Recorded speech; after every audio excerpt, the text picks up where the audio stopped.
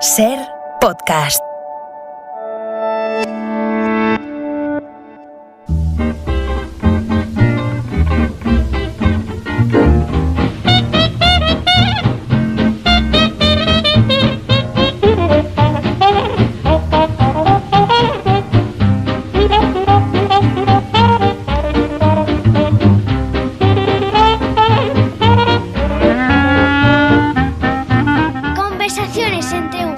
Y un neandertal. Juan Luis Arzuaga y Juan José Millás. ¿No será un sapiens y dos neandertales? No, el otro es de una especie inferior. When I'm with you I feel so small, right in my shell I wanna crawl. Wonder why I had to fall for you, oh you dog. Why do you make my life so tough? It seems I can't love you half enough. You're so heavenly, much too much for me. I wish that I were twins, you and me baby kins, so I could love you twice as much as I do. Episodio 4. La muerte.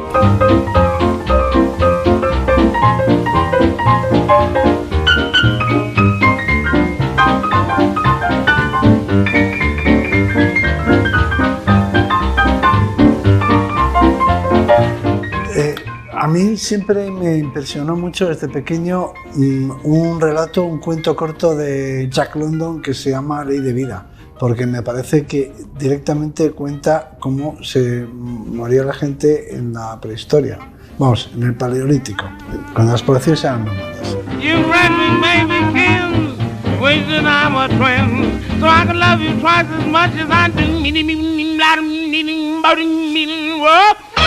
Bueno, y el relato empieza pues con una persona, un hombre, al que el grupo pues abandona porque ya lleva mucho tiempo esperando a que se mueva y no está en condiciones de viajar. Entonces ya no pueden esperar más, entonces su hijo pues le dice que lo siente mucho, pero que lo tienen que abandonar, ¿no? Estos son unos indios de Alaska. Del Gran Norte. Hace mucho frío, no pueden permanecer en el mismo sitio, el grupo tiene que continuar su camino. Y entonces le dejan un fuego y le dejan una cierta cantidad una carga de leña y él sabe que su vida va a durar lo que dure el fuego, lo que dure la leña. Porque ya enseguida empieza a oír pues, los sonidos de los lobos que se acercan, ¿no? Entonces, durante ese breve rato en el que bueno, pues, se va consumiendo la leña, pues él va recordando su vida y va recordando pues, que hubo un tiempo en el que él abandonó a su padre o en el que él, pues, cuando fue niño, cuando fue joven, las edades de su vida, cuando finalmente se convirtió en un gran cazador, en el líder del grupo, como lo era ahora, y él cuenta cómo vio, cómo él cazó a un alce, me parece que era, pues que también era viejo, como él vio a un gran animal viejo y lo mató, y porque es la ley de la vida, ¿no? Que los viejos pues tienen que sucumbir y los jóvenes tienen que sobrevivir. Bueno, entonces él acepta, de alguna forma, él le encuentra sentido a su muerte.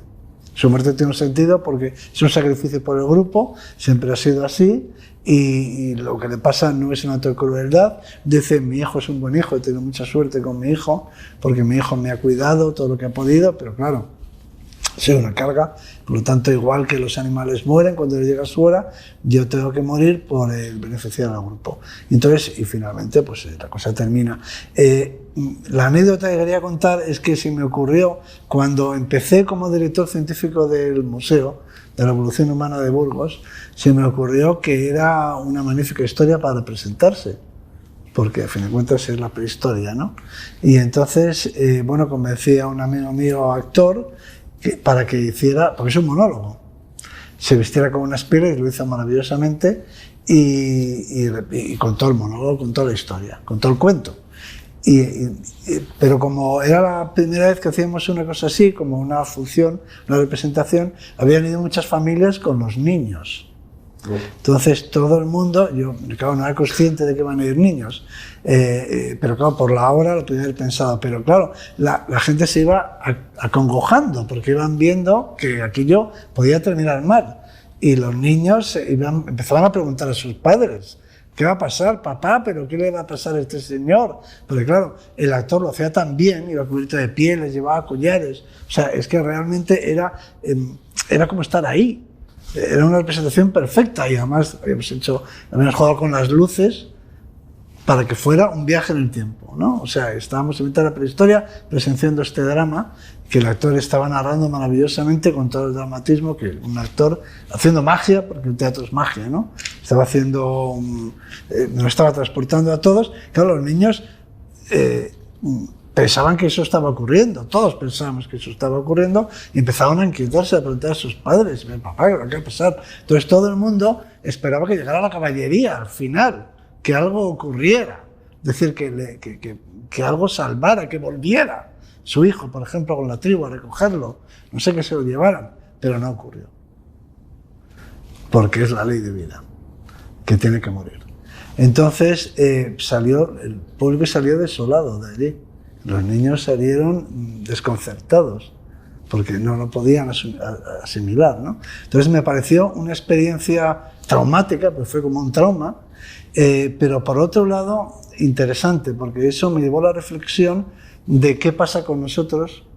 Nosotros morimos en residencias, hay una cosa que se llama encarnizamiento, a veces terapéutico, a veces solos y desde luego sin sentido, ¿no? Ese sentido de este hombre que me parecía que su sacrificio era valorado, apreciado y tenido en cuenta, quizás se ha perdido.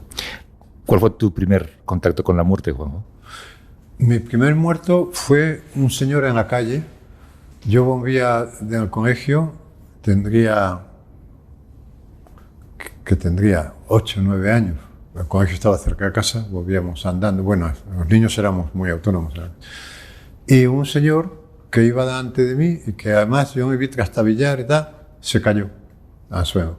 Y enseguida hubo un grupo de gente, esto en mi barrio, ¿no? Cerca allá de casa, y que se acercó y yo entre ellos, ¿no? Lo miró y entonces recuerdo que esta escena, que es una escena que sale en las películas, pero porque se debe dar mucho en la realidad, que alguien que debía ser médico se acercó, lo tocó, lo tal, llegó, y se volvió así y dijo, está muerto, ¿no? Y yo, cuando he recordado esto, porque lo he escrito, claro, recuerdo porque lo he escrito, porque me impresionó. O sea, yo llegué a casa y fíjate, no lo conté. Qué curioso, ¿no? Estas cosas que hacemos niños, que nos sentimos culpables de cosas que... Porque no lo conté seguramente porque me producía culpa haber visto un muerto. Que a lo mejor me dijeran en casa, ¿y tú por qué te paras? O sea, frente a las cosas muy traumáticas, los niños en casa nos callamos. Es curioso esto, ¿no? Yo no lo conté, pero claro, aquello fue un antes y un después, y he escrito sobre eso, por eso me acuerdo con tanta... Y entonces yo, cuando he escrito sobre esto, he dicho, uno es del lugar de donde vio su primer muerto. Porque yo me siento de ese lugar, porque recuerdo el sitio justo de la calle, que os podría llevar, el círculo que se formó, ese fue mi primer muerto. Sin embargo, hay poca muerte a nuestro alrededor y en la naturaleza sí que la hay, ¿no? Bueno, sí, de hecho iba a decir cuál había sido mi primer muerto, porque yo vi muchos muertos. De la siguiente forma, cuando vivíamos en Bilbao solíamos ir a la playa de Sopelana, que es una playa que tiene bastante resaca, o por lo menos cuando yo era niño me decían eso mis padres, que tuviera mucho cuidado, que se tenía mucha resaca, y había las grandes, supongo que sigue siendo así, o a mí me parecían gigantes porque era niño, no lo recuerdo. El caso es que se producían bastantes ahogados. Y los ahogados pues terminaban, los arrojaba al final la ola, porque había olas muy grandes, y terminaban en la playa. Y allí ¿Pero era frecuente esto? Yo he visto muchos ahogados. Y entonces la gente se acercaba a hacer un corro. Sí. Yo también. Se formaba un corro en torno al ahogado. Y entonces me llamaba a mí la atención mucho porque Claro, esto tiene muchos aspectos. Primero porque la gente se acerca, porque hacen corro, pero estaban muertos, bien, recién muertos en realidad, porque hay gente que se había ahogado y la ola lo había arrojado. Y la gente formaba un círculo y parecían vivos, pero estaban muertos. Me llamaba la atención, eran como vivos, muertos. Y recuerdo una de las veces que un socorrista hablaba y decía que le cogí la mano. O sea, los socorristas tenían como unas planchas, se tiraban, sí, pero como unas planchas para llegar porque estaba en peligro, y decía, le cogí la mano, pero se me llevó la ola. Escapó. Sí. Entonces recuerdo al hombre ahí dándole vueltas al socorrista, explicando cómo estuvo a punto de salvarlo. La extrañeza de la muerte para un niño, ¿no? Porque, claro, no sabes. Entonces, recuerdo, hay un cuadro, yo no me acuerdo si lo vi en el Museo del Prado o donde lo vi, que se llama El primer muerto. Es un cuadro además famoso, ¿no? Entonces se ve un cuadro. Entonces yo a veces he tratado de fantasear, que no se produjo así, pero bueno, del primer muerto de la humanidad, ¿no? Claro. Eso fue un proceso, no hubo una cosa primero, porque si hubiera habido un primer muerto, habría habido una cosa de escándalo. ¡Ostras, qué es esto! Que es un poco, según me cuenta Arzuaga, hay alguna especie entre las que están los chimpancés y los elefantes, que están al borde, están como un cuarto de hora de saber qué es la muerte, ¿no? Entonces, cuando un chimpancé, porque cuando un perro se muere, el perro vecino pasa por su lado, o se lo come, o no pasa nada, quiero decir. Pero el chimpancé le toca así, le empuja, sí, como diciendo, muévete, ¿por qué no se mueve? Porque no entiende que no se mueva, ¿no? Entonces, yo a veces imagino, si se hubiera dado así, ¿no? Que la humanidad y tal, y de repente alguien se muere y dice, ostras, qué raro, ¿no? Sería noticia, claro. Qué raro, qué extrañeza tan grande, ¿no? Que es un poco la extrañeza que me produce al niño, que decía Arzuaga, era como vivos, pero estaban muertos. Sí, pero parecían vivos, pero estaban muertos. Y esto produce un cúmulo de movimientos internos en el niño tremendo, ¿no? ¿Ha cambiado la manera en la que piensas en la muerte y la frecuencia con la que piensas en la muerte? Vamos a ver, yo he pensado siempre mucho en la muerte, por mi temperamento, ¿no? Porque fui un joven trágico, un adolescente trágico, y leía mucha poesía que tenía que ver con la muerte y todo esto, ¿no? Poeta maldito, ¿no? Poeta maldito, tal, sí, sí. Yo he coqueteado mucho con la muerte.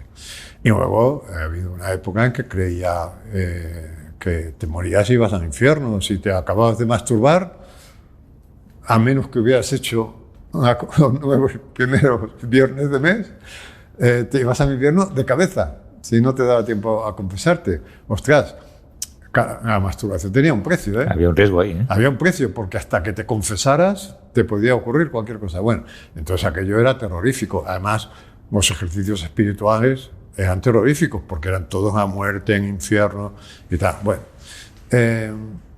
y yo ahora... no me acuerdo qué escritor decía que la muerte de niños es incomprensible, de jóvenes es un asunto trágico, la madurez no sé qué, tal, y en la vejez es un asunto a resolver, una cuestión burocrática. Es decir, por eso la gente va al notario cuando ya es mayor, ¿no? Es decir, que llega un momento en que en la muerte es un asunto que sí, que está ahí y que es un asunto burocrático. Ahora, a mí te diría, si la pregunta es, ¿qué es la pregunta? ¿Me da miedo a la muerte? Yo te diría, no, a mí no estar me parece maravilloso. Yo recuerdo no haber estado cuando me hicieron la colonoscopia, porque me pusieron una sedación maravillosa, que era Propofol, que tomaba, por lo visto, Michael Jackson, y se murió de eso. Yo me moriría de eso si tuviera acceso a él. Y entonces, a los 20 minutos desperté y dije, ostras, no he estado. Y no estar me parece maravilloso. O sea, no estar me parece lo mejor que me puede ocurrir a un ser humano. Yo no tengo... Estarás deseando. Entonces. Estoy deseando. Ahora bien, no es... Las cosas no son así de unidireccional. Ten paciencia. Claro, Entonces. somos contradictorios. O sea, seguramente si a mí el médico me dijera mañana, te quedan 3 meses, seguramente me moriría de miedo. Es muy probable que... Pero yo creo que me moriría más de miedo por el sufrimiento previo, por si dejo todas las cosas en orden. Todo, o sea, por todo ese el sufrimiento moral añadido al sufrimiento físico. Ahora, si tú me dices, mira, eso lo firma ahora, tú en este momento, Juanjo, te mueres, que es tu estar, y queda todo en orden, no te preocupes. Tus hijos, tu mujer, tal, todo está ordenado, todo queda tal, y todo queda bien, tal. ¿Sí o no? Sí. ¿Ahora mismo? Ahora mismo. Anda. Sí. No, sin duda. En un segundo, ¡Puf!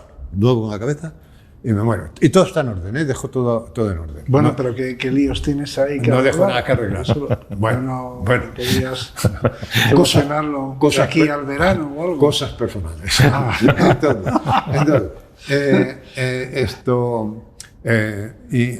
Pero luego con esto de la muerte... Yo no tengo nada, no tengo ningún lío de eso. Ya. A mí siempre me sorprende cuando hablamos no, que yo quiero decir de esto. Que yo estos asuntos que tengo que arreglar, no tengo nada que arreglar. De esto, siempre que hablamos de esto, yo veo no hemos intimado tanto como para contarnos nuestras vidas, ¿no? No, ni pensamos. Pero sí, veo que no tiene nada que arreglar. Ya, pero ¿qué asunto? Es que lo que hay que arreglar, luego me lo cuentas, luego me explicas. Sí. ¿Qué es lo que tenemos que arreglar? Pues a lo mejor es una conversación pues venga. Con un hijo, yo que sé, a lo mejor. O sea, yo no hablé nunca, fíjate, con mi padre, no hablé nunca. Yo tampoco. Siempre lo he pensado yo tampoco. Que tenía que haber hablado, pero no. Pero yo no solamente no hablé nunca con mi padre, sino. Bueno, ¿sabes? Muchas veces, pero bueno, lo que entendemos. Cuando mi padre murió, ¿sabes yo lo que pensaba? Lo que pensaba es. No me tocó nunca. O sea, este hombre no me tocó nunca.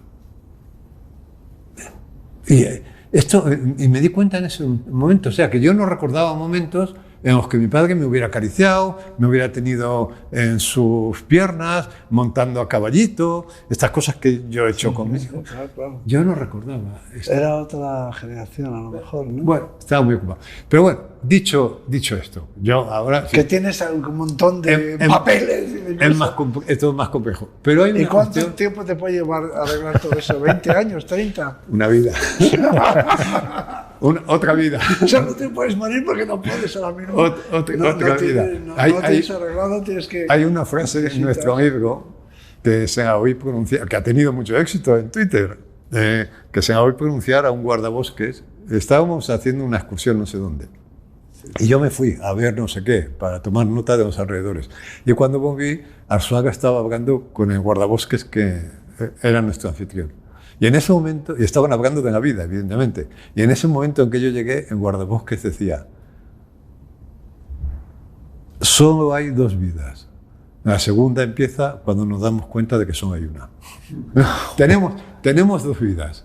La segunda empieza cuando te das cuenta de que solo tenemos una. Pero bueno, si me permites que me alargue aquí un poquito. ¡Hombre! Faltaría más. Yo quiero señalar una cosa que es importante en nuestro libro, porque Arzuaga mantiene, y yo le creo, que la muerte no tiene sentido. Y como la muerte no tiene sentido, no está programada. Es decir, que está programada el nacimiento, hace a los 9 meses. Está programada la infancia, está programada la adolescencia, está programada la menopausia. Todo está programado. La muerte no. Y yo le digo, pero Arzuaga, ¿cómo es posible que no estando la muerte programada no se salve ni uno? Es decir, porque es que no se salva nadie, ¿no? Entonces, claro, yo pienso en esto, de la muerte, y digo, joder, si es que la muerte finalmente es una desviación entre el útero y el ataúd. Es decir, porque finalmente sales del útero y llegas al ataúd. Y la vida es un desvío, la vida es un desvío, ¿no? Y no está programado. Pues manda huevos, ¿no? Lo parece. Manda huevos. Pero él afirma que no está programada la muerte, pero no es capaz de explicar por qué no hay nadie de 200 años siquiera. No es difícil eso, de a los 200 años. No, pero ¿cómo es posible? Bueno, Se intenta. Pero ¿cómo es posible, te insisto, que no haya un Somos Inmortal? ¿Has leído La muerte contada por un sapiens al neandertal? Sí. No, yo no. Bueno, claro, a ver, depende. No, pero tampoco. Aunque nos mantuviésemos jóvenes, o sea, vivir eternamente sería como, no sé, no, llegaría a cansar, a ser demasiado. Pero claro, el problema es que si vives eternamente es cómo vives, porque si vives siempre joven o si vives ya con los problemas de la vejez, claro.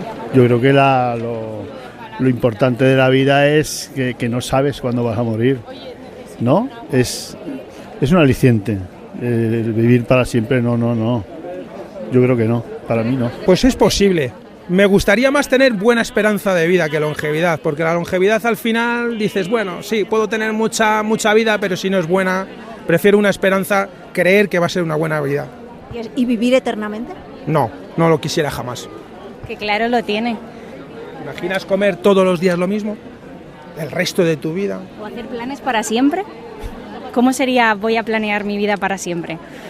Difícil, ¿no? Después de 15.000 años de vacaciones, ¿a dónde voy el 15.001? Es que no. ¿A otro planeta? No, bueno. Yo recuerdo cuando era joven en Odisea del Espacio, decía, no, el año 2000, Miguel Ríos cantaba el año 2000, aquello iba a ser la leche, íbamos a volar, íbamos a hacer de todo. ¿Y qué hacemos? Al sol esperando a que nos firmen. Bueno, los ricos pueden ir al espacio, ¿eh? Los ricos... Bueno, hay que ser muy rico. No somos Elon Musk. No.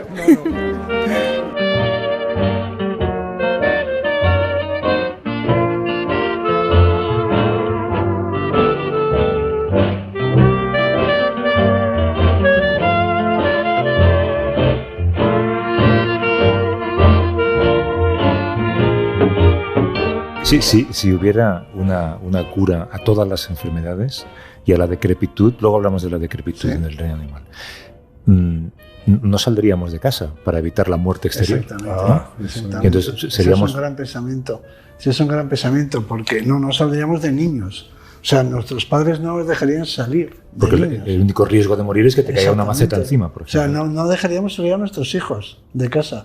Los tendríamos bajo llave. No fuera a ser que cogieran un virus, porque la muerte que viene de fuera no solamente son traumatismos, accidentes, catástrofes naturales, accidentes de coche, todo eso, sino que también son los virus. Los virus vienen de fuera. O sea que los tendríamos en casa a los pobres niños en una burbuja. Bueno, y nosotros nos tendríamos a nosotros mismos encerrados. Sí, pero no, ya habríamos nacido en una burbuja, nuestros padres nos habrían metido en una burbuja. Claro, y con respecto a nosotros, pues a lo mejor nosotros ya como hemos llegado a la conclusión de que ya hemos bebido mucho, a lo mejor nos arriesgamos, pero yo pienso más en lo que les haríamos a nuestros niños. O sea, los meteríamos en una burbuja. Claro, nadie haría nada. Nadie haría nada por miedo a morirse, porque como se puede evitar lo inevitable te abre muchas posibilidades. La muerte es el motor de la vida, según eso. Sí. Eso es... Sí, me dan razón, pero me da así como... No, la muerte le da sentido a lo que hacemos durante la vida. Claro. Sí, sin duda. Pero yo tengo una frase aquí que, o sea, para mí, porque nuestras mentalidades, nuestras filosofías, esto suena muy pretencioso, pero bueno, si quieres que no, siempre hay modelos y referentes. Pero mi punto de vista, que es el epicúreo y tal, se puede resumir en esta frase. La muerte no es el problema. El problema es la vida. ¿Qué hacemos con la vida? O sea, la muerte no es un problema que tenemos que resolver. Tiene aspectos biológicos y médicos interesantes para un científico, y bien, claro, yo me dedico a eso, pues es biología. La muerte es biología, pues, y las especies tienen diferentes longevidades, todo eso interesa al científico. ¿Por qué no? Y es muy curioso. Pero el problema es la vida. Lo que tenemos que resolver es la vida. Cada uno de nosotros. O sea, no te preocupes por la muerte, resuelve la vida, que es el problema que hay que solucionar. Entonces, eso te despreocupa mucho. O sea, una vez que ya llegas a la convicción de que el problema no es la muerte, que el problema es la vida, pues ya te olvidas de la muerte y te concentras en lo que... Claro, pero cada uno tiene su baremo de que es una vida consentida, ¿no? Bueno, claro, pues eso es un problema.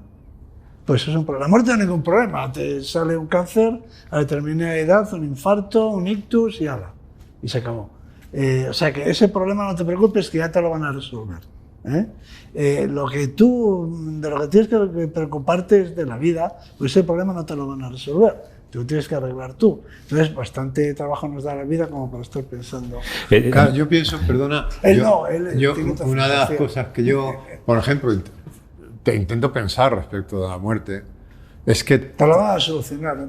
Por eso, como me lo van a solucionar, aunque no está programado, es que debe ser una banalidad brutal, puesto que se me ocurre a cualquiera, porque todo el mundo se muere. Es decir, que finalmente es una tontería, ¿no? Y cito con frecuencia, a propósito de esto, en la novela La muerte de Iván Engels, de Tolstoy, que es la historia de un tipo que es un hipocondríaco, que coge una enfermedad, y en la novela es todo el miedo de este hombre que se va dirigiendo hacia la muerte.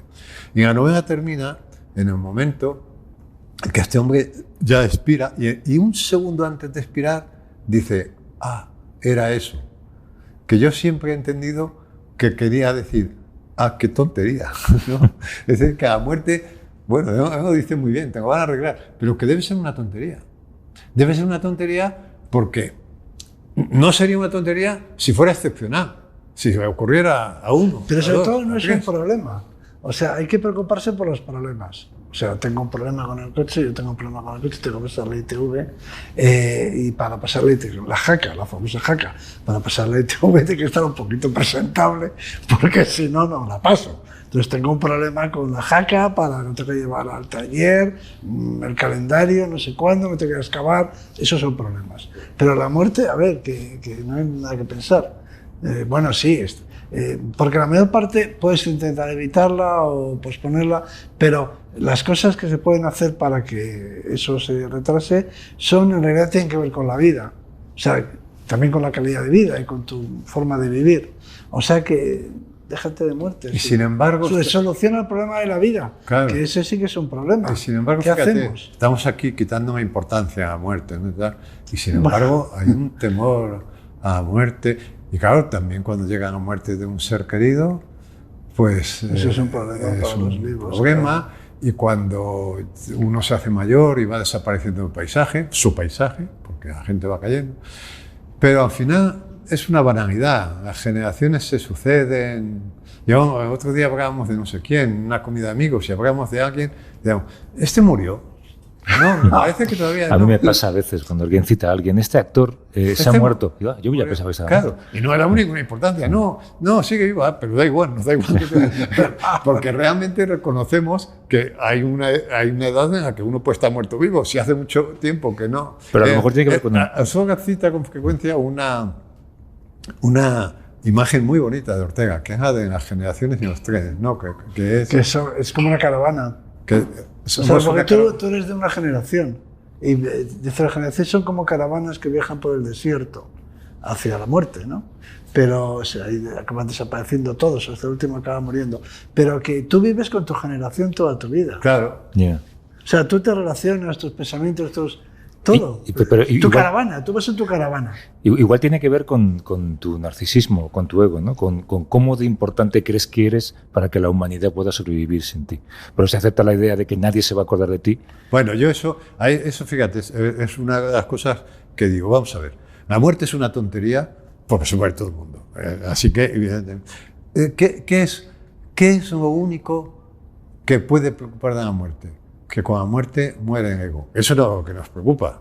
Lo que nos preocupa es la desaparición del yo. Nos preocupa porque nos parece un poco inconcebible, ¿no? Esto de que el yo desaparezca, ¿verdad? Pero finalmente yo también digo, es que el yo es tan minúsculo, es que hay tantos yoes en el mundo, porque desaparezca uno tampoco pasa nada. Yo le digo que estoy de acuerdo con Millás y ya le he propuesto que en el próximo libro solo firmo yo. Porque yo Juan Luis, quiero decir, porque como es tan minúsculo el yo. El yo sí, bueno, lo quitamos. Yo siento que el yo, que ha desaparecido. Y bueno, y cuando hablamos de nosotros, ese actor murió ese escritor sigue vivo. Pero es que yo tengo ese sentimiento no ya con respecto a los muertos, sino con respecto a los vivos, porque no nos damos cuenta de que vivimos en España, que es un país muy marginal en el mundo, en el concepto de las naciones, y a mí me ocurre eso cuando viajo pues, a un pueblo del interior peninsular, ¿no? De estos que tienen como 3.000 habitantes, por ejemplo, o 2.000 o 1.000. Entonces, y yo reflexiono allí, ellos llevan sus vidas. Para ellos ese pueblo es el centro del universo, ¿no? Tiene sus aspiraciones, sus ambiciones, sus rencillas, sus temores, sus afectos. O sea, ese pueblo por el que estoy paseando en este momento es el centro del universo para una serie de personas. Sin embargo, que poco les importa. Nos importan a los demás del país, no digamos ya lo que les pone importancia en Estados Unidos, lo que ocurra en ese pueblo del interior de España. Entonces, no hace falta morirte para ser insignificante. O sea, ya lo somos todos, aunque estemos vivos. Sí, por insignificante se entiende que nuestro universo emocional es siempre muy pequeño, ¿no? Pero la próxima vez que veas, a lo mejor te ocurre, en vacaciones o lo que sea, o por trabajo, que vas a una población de estas pequeñas, tranquilas, del interior. Digo del interior porque las de la periferia, las costeras, pues tienen más turismo, son más grandes, ¿no? Pero las del interior, tú dices, aquí pasa a su escala, como un fractal, lo mismo que pasa en Nueva York. Yo he pensado eso. Sí, es como Nueva York, sí. Es un Nueva York de tamaño diminuto, de 1.000 habitantes, que tiene su estación, que tiene tal. Entonces, para ellos... Pero entonces tienes que preguntar ya en vida ¿cuánto les va a importar a estos que yo me muera? Nada. No, pero ya en vida somos insignificantes. No tenemos que morirnos para pasar a ser insignificantes. Pero fíjate, estamos intentando convencernos de esto y evidentemente la muerte biológicamente es una idiotez. Es inevitable. Inevitable y por lo tanto una idiotez, porque lo inevitable es... Pues nadie es singular por morirse. Y sin embargo, está llena de misterio. Fíjate qué contradicción tan grande, ¿no? Está llena de misterio. Incluso... Bueno, estamos hablando de ella o algo debe de ser. Claro, incluso para los que intentamos acercarnos a ella desde el punto de vista más biologicista, oye, pues esto no es nada, esto es que, en fin, dejas de estar. Pero al final dices, no estoy diciendo toda la verdad. Hay una cosa ahí de misterio. Yo tengo un amigo, tenía un amigo que a los 40 y pico años tuvo cáncer de pulmón, era muy progresista, muy de izquierdas, profundamente ateo toda su vida, ni siquiera tenía el pasado religioso que puedes haber tenido tú o puedo haber tenido yo, que también fui a colegio de curas, y recuerdo ir a verle al hospital cuando estaba ya en sus últimas semanas de vida, íbamos de vez en cuando a hacerle compañía, y en una de las últimas visitas abro la puerta de la habitación y había dentro un cura, y estaba hablando con el cura. Y yo nunca me atreví a preguntarle, yo qué sé, ¿te has apuntado a esto? ¿Te has arrepentido al final? Por si acaso, ¿no? Pero me sorprendió mucho. Y fíjate, que no se cuenta de tantos... Yo cuento, y hay una historia que cuento que es de Voltaire. Voltaire, cuando se estaba muriendo, le dije, oye, ¿por qué no llamas a un cura, no? Y dijo, ¿y para qué? Y dice, hombre, pues para que Dios te perdone. Y Voltaire dijo, «Il me pardonnera, c'est son métier». Dios me perdonará, es su trabajo. Está muy bien. No está mal pensado eso. Pero está muy bien. Una de las cosas que se contaban mucho en los ejercicios espirituales pero no te decían eso de que era su trabajo. No, eso no. Me parece fantástico, me parece una frase genial. Ojalá me hubieran dicho eso. No. Me decían, contaban de grandes ateos que al final de su vida llaman a un cura, ¿no? Y eso pasa. Y es un momento de divinidad. Yo creo que ahora ya pasa menos porque el cura antes estaba más separado ahora el cura es uno, en fin, pasa por ahí, no distinguimos, va vestido ya como nosotros, ¿no? Pero entonces a mí no me extraña que en momentos de divinidad como los que precede la muerte, no sé, digas, bueno, por si acaso, ¿no? Que venga, no me parece, pero ellos lo decían, toda una vida de ateísmo y luego mira, bueno, pues es una búsqueda del contacto humano, yo creo que también, ¿no? De un consuelo espiritual, porque nosotros no somos biología nada más, entonces necesitamos seríamos máquinas, seríamos una máquina. Claro, necesitamos un consuelo espiritual y a lo mejor le concedemos al cura, incluso aunque no creamos, esa capacidad es su trabajo. Socialmente, claro, es su trabajo. De dar consuelo. Sí, sí. Fíjate, pero hay una cosa que me llamaba mucho la atención y la he comentado alguna vez y tuve una experiencia a ese respecto el sábado. Este sábado pasado, fíjate, que es la siguiente. Yo me habrás oído contar que me impresionó mucho en las memorias de Adriano, el famoso libro. Adriano dice: quiero entrar en la muerte con los ojos abiertos. O sea, quiero enterarme de que me estoy muriendo. Quiero entrar en la muerte con los ojos abiertos. Y hay mucha gente que dice que quiere morirse sin darse cuenta. O sea, de pronto un ictus o no sé qué, y ya está. La famosa frase española de: mira, no se ha enterado. No se ha enterado, bien. Pero me llamaba la atención que en el libro este es Marguerite Yourcenar, ¿no? Sí, la que dice Adriano: quiero morir con los ojos abiertos. Quiero entrar en la muerte con los ojos abiertos. Y el día pasado estaba hablando con una enfermera de cuidados paliativos de la zona del Levante español. Y entonces hay una colonia inglesa muy grande, claro. Y entonces ella pues administra cuidados paliativos a españoles y a ingleses. Y me comentaba, mi experiencia, no es una estadística, pero me decía, en mi experiencia, los ingleses no quieren que les duermas. O sea, que os sedes. ¿Quieres que los sedes? Quieren morirse con los ojos abiertos. Con los ojos abiertos. Dice, mientras que el español quiere que lo duermas. No sé si es verdad o mentira. Ya, pero ahí o qué, pero eso puede ser puede ser muy subjetivo. Pero como mínimo quedémonos en que hay dos actitudes. Sí. No, actitudes como estamos bien. ¿Tú qué preferirías? Yo siempre digo con los ojos abiertos, digo ahora. A ver, eres científico. ¿Quieres saber qué pasa? Yo prefiero que me seden. Nos sedamos si no digo dormido. Y a la hora de elegir muerte, fulminante, aunque no te enteres. Que esto, por cierto, a mí me genera también un problema, porque hay el caso de una persona, en fin, muy conocida, no voy a decir quién es, que se murió no hace mucho de ¿cómo se llama? Un derrame masivo cerebral. Un ictus. Pero una cosa masiva, o sea, que no, que estaba hablando así contigo, hizo plaf y se cayó. Sí me suena. Y yo dije, ostras. Así es como me gustaría a mí. A mí me gustaría morir así.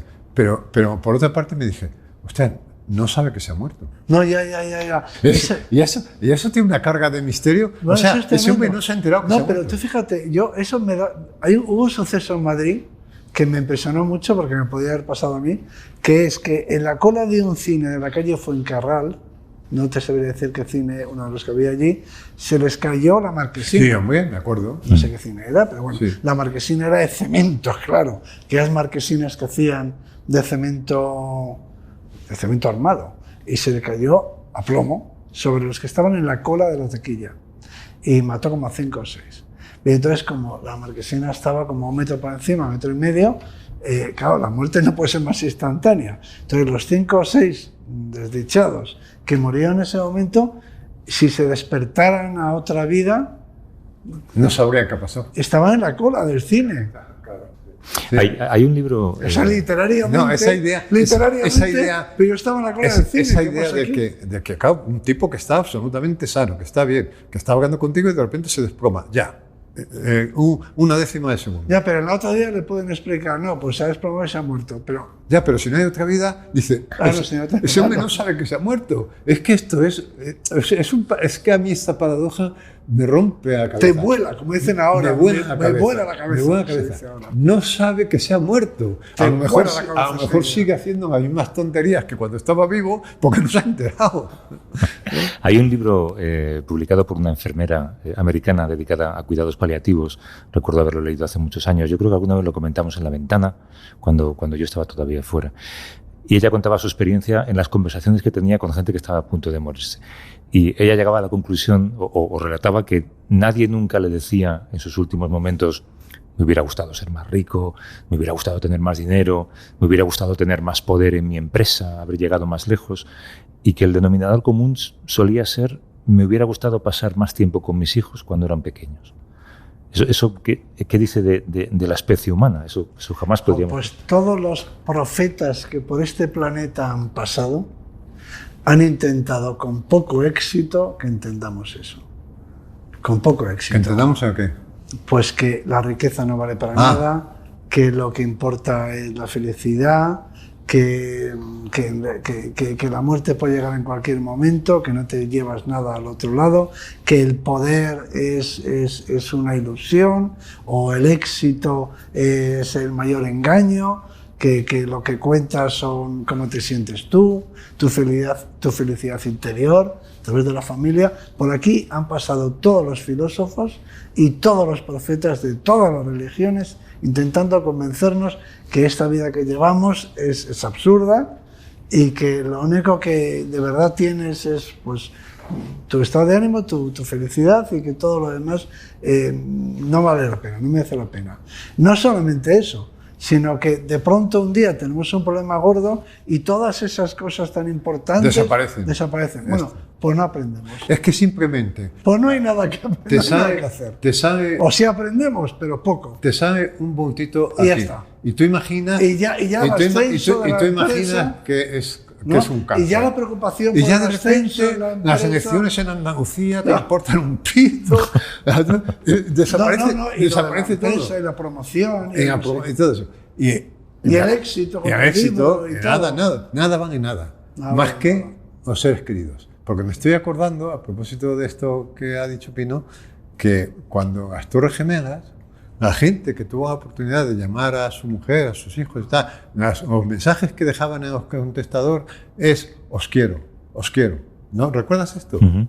O sea, lo último que la gente llamaba a su casa es para decirle os quiero. Nadie llamaba para decir invierte en metales. Nadie llamaba, exacto. Nadie invierte en armas. Nadie decía, ni siquiera para decir estoy asustado, ni siquiera para pedir consuelo. No, era os quiero. Esto es curioso, ¿eh?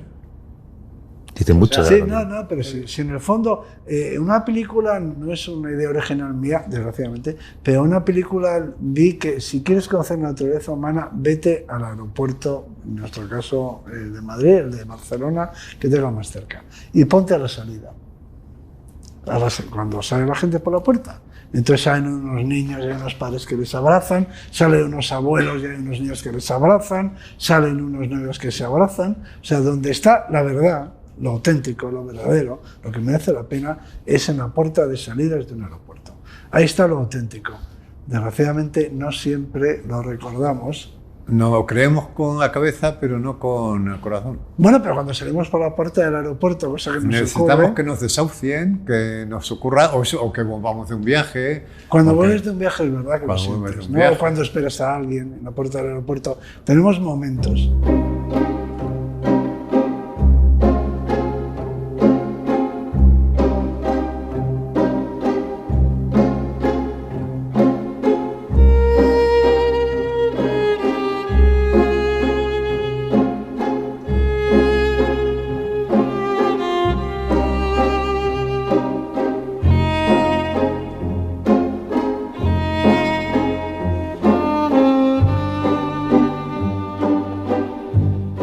En ese camino entre el útero y el ataúd, en la especie humana está la decrepitud. ¿En el mundo animal existe? No. Es imposible. Por definición, imposible. ¿Cómo vas a estar decrépito? No duras nada, segundos. Pero ni siquiera un pequeño accidente que has tenido, que la pérdida de movilidad de entrada es una condena a muerte. O sea que ni siquiera puedes perder. No puedes cojear, o sea, la pata coja ya me contarás, ¿qué haces por ahí? ¿Es plenitud o muerte? Sí, cualquier animal que sufre algo que le impide, que puede ser un parásito, que puede ser una herida infectada, simplemente una espina. La vida es muy frágil, el individuo es frágil, la especie es fuerte, hablo en general de las especies animales, la especie es fuerte, a veces el grupo es fuerte, si es una especie social, pero el individuo es muy frágil. O sea, te clavas una espina, se te infecta y estás muerto. Esta es una de las frases que más fortuna han tenido de un libro. En la naturaleza no hay vejez, solamente hay plenitud o muerte. Que me la dijo Arzuaga después de una visita a la clínica veterinaria de la Universidad Complutense de Madrid. Porque claro, yo tenía la idea, no una idea consciente, pero tenía, como casi todo el mundo seguramente, ¿no? Que debe de venir de las películas de Walt Disney, en fin, y en general de la información que tenemos de la vida, de que en la naturaleza pasa lo mismo que en la vida de los seres humanos. Los leones envejecen, las gaviotas envejecen, tal. No me da tiempo, como dice, no me da tiempo. Y entonces nosotros fuimos a esa clínica veterinaria porque Arzuaga me quería mostrar cómo nuestros animales domésticos, que están hechos a nuestra imagen y semejanza, tienen los mismos problemas que tenemos nosotros. Es decir, hay decrepitud, hay vejez y después viene la muerte. O la inyección letal. O la inyección letal. Que es muy interesante. Que es muy interesante porque efectivamente allí nos contaron que la eutanasia es muy normal. Cuando alguien llega con un perro, con un gato, con un periquito que ya, en fin, su vida ya no tiene sentido, ya está, entonces lo llevan a una habitación, les cuentan. Hay un duelo. Hay un duelo. Pero entonces, perdón, los zoológicos son residencias de ancianos. Claro. Bueno, cuando son jóvenes, no, terminan, claro, sí. Al final de la vida. Es una residencia de ancianos, porque además en la naturaleza cobras mucho. O sea que está muy bien ser el macho dominante, por ejemplo, o la hembra dominante, pero te están esperando, claro. Entonces cuando dejas de serlo, en el caso de los chimpancés, por ejemplo, es terrorífico lo que les hacen al macho dominante cuando pierde el poder, que normalmente pierden el poder porque hay una alianza de machos, ¿no? El macho dominante, antes de que deje de ser el más fuerte, ya se lo cargan.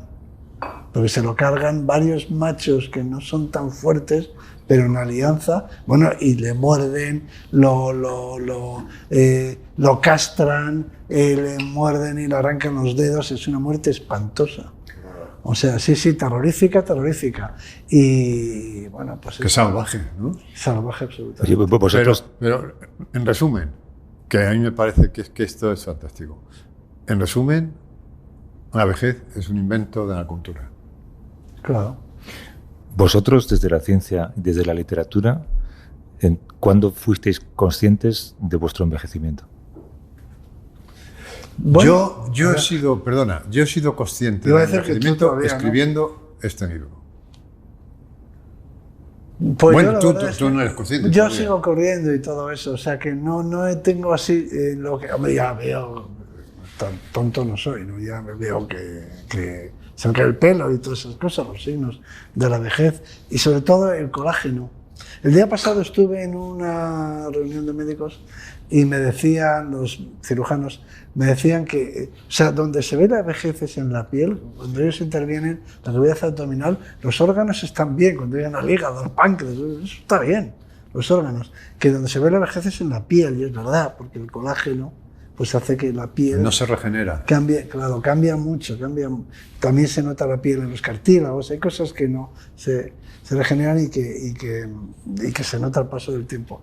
Pero los órganos internos no lo muestran tanto, por lo general, y entonces uno ve signos de envejecimiento, pero claro, es un poco un estado de ánimo, no sé, ya lo ves, que hay que ver cómo estamos en esta foto, hay que ver cómo... Pero si eres un poco deportista o te mueves o tal, bueno, no lo notas tanto, ¿no?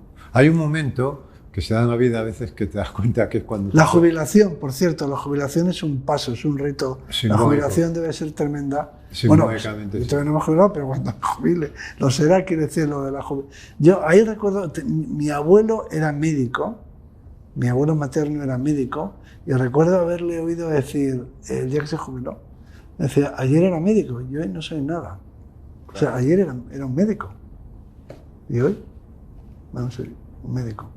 O sea, es muy abrupto eso, ¿no? Claro, quienes no nos jubilamos hacemos ese tránsito de otro modo, pero claro, yo conozco... Si no lo notarías. Sí, no, pero yo conozco, claro, mucha gente de mi edad que está jubilada desde hace muchos años y simbólicamente algunos... Hay gente que no, porque llena su vida, pero hay gente que se pone en el sofá, enciende Telecinco y empieza a morirse, ¿no? Hasta que encuentren el cadáver, como dices tú, ¿no?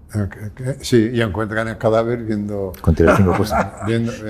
No, es que era un caso muy curioso de una mujer que descubrió... Bueno, en las grandes ciudades, ahora mismo en Madrid ¿Cuánta gente habrá muerta en sus pisos que vivía sola y todavía no nos hemos dado cuenta? Esto es tremendo pensarlo. Hay gente en estos momentos, hay gente muerta en pisos de Madrid o de Barcelona. Y uno de estos casos fue una señora que cuando la descubrieron llevaba 5 años muerta y se había muerto en el sofá viendo Telecinco y Telecinco seguía funcionando. Pero claro, pues fíjate, esta mujer algo malo había hecho en su vida, porque eso sí que es el infierno, ¿no? Morirte y seguir viendo Telecinco eternamente, ¿no? Y, pero, no sé, iba a decir algo a propósito. Sí, lo de la vejez. Bueno, tenemos suerte en eso de que nosotros nos entretenemos y seguimos haciendo cosas y bueno.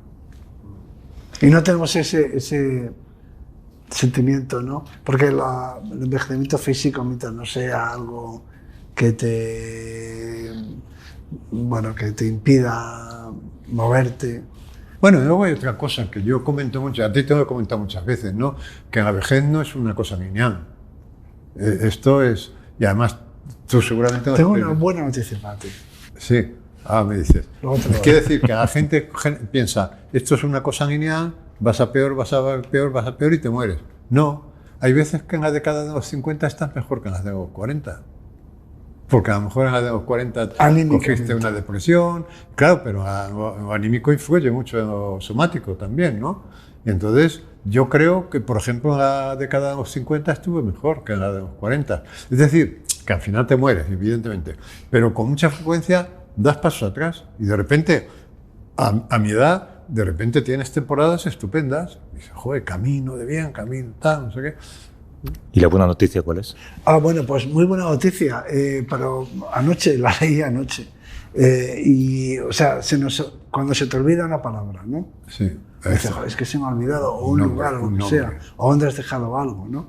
Y tú dices, estoy perdiendo facultades.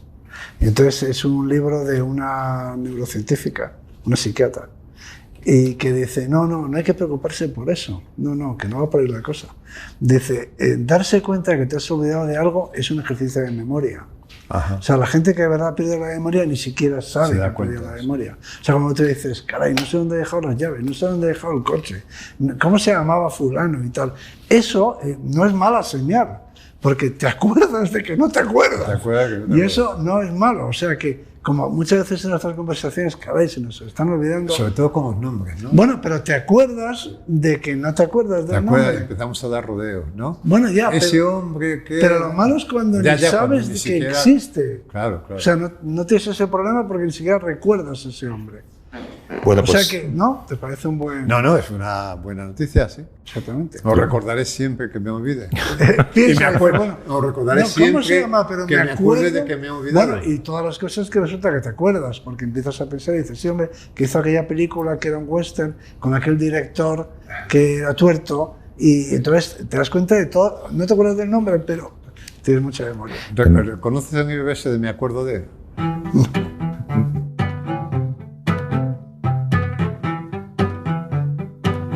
Me tengo que acordar de decir que estamos en el Hotel de las Letras y que hemos tenido aquí estas conversaciones y que gracias a los dos, Juanjo Millás, Juan Luis Arzuaga, para los próximos libros ya haremos algo también. Y tú, Juanjo, arregla tus papeles o lo que tengas. Sí, tengo que... Nos has dejado preocupados. No son necesariamente papeles, es que sois muy materialistas. Hasta luego. I could blame our parting for the fact that I'm not starting all my mornings at the time they ought to start. And I could summon up... Cadena SER. La radio.